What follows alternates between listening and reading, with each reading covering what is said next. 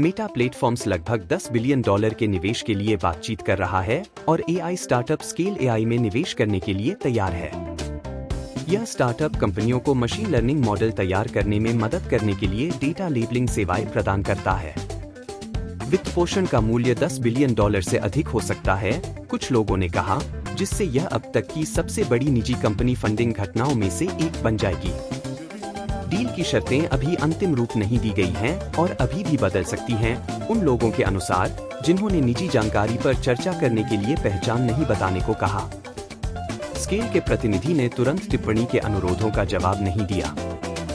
Meta ने टिप्पणी करने से इनकार कर दिया। अमेरिकी व्यापार टीम ने भारत में रहने की अवधि बढ़ाई क्योंकि बातचीत गति पकड़ रही है। एक अमेरिकी व्यापार टीम, जो वर्तमान में भारत में बातचीत के लिए है, ने अपनी प्रवास अवधि बढ़ा दी है। इसके अनुसार जो इस मामले से परिचित हैं, यह संकेत देता है कि बातचीत जुलाई की समय सीमा से पहले प्रगति कर रही है।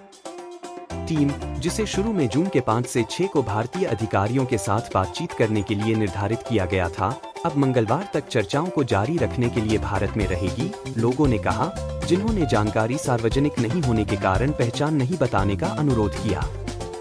अधिकांश मुद्दों को 1 सप्ताह के भीतर अंतिम रूप दिया जा सकता है, लोगों ने अनुमान लगाया।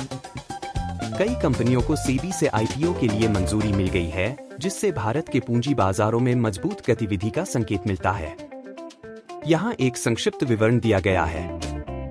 Vikram solar IPO, solar module निर्माता ताजा शेयर जारी करने और 17.45 मिलियन इक्विटी शेयरों की बिक्री पेशकश (ओएफएस) के माध्यम से 1,500 रुपए करोड़ जुटाने की योजना बना रहा है।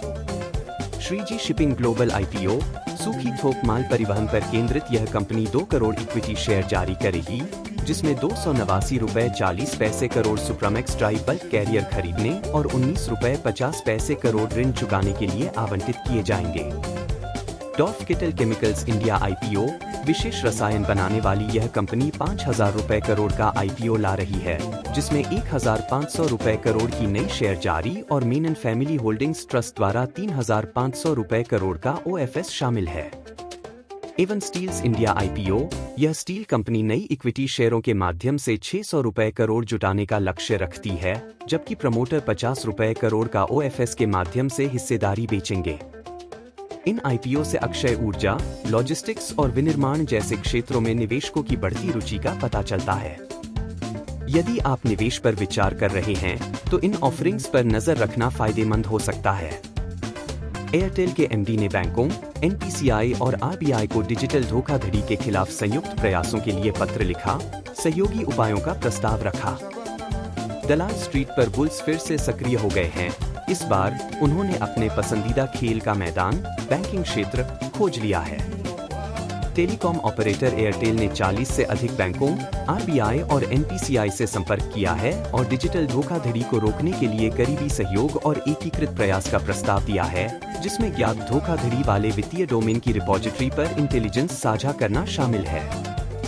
एयरटेल ने एनपीसीआई को करीबी सहयोग की पेशकश की है, जिससे ज्ञात दुर्भावनापूर्ण वित्तीय डोमेन की एक रिपॉजिटरी बनाई जा सके, जिससे दुर्भावनापूर्ण और दुष्ट साइटों को सक्रिय रूप से ब्लॉक किया जा सके और डिजिटल धोखाधड़ी से लड़ने के लिए बहुस्तरीय सुरक्षा विकसित की जा सके।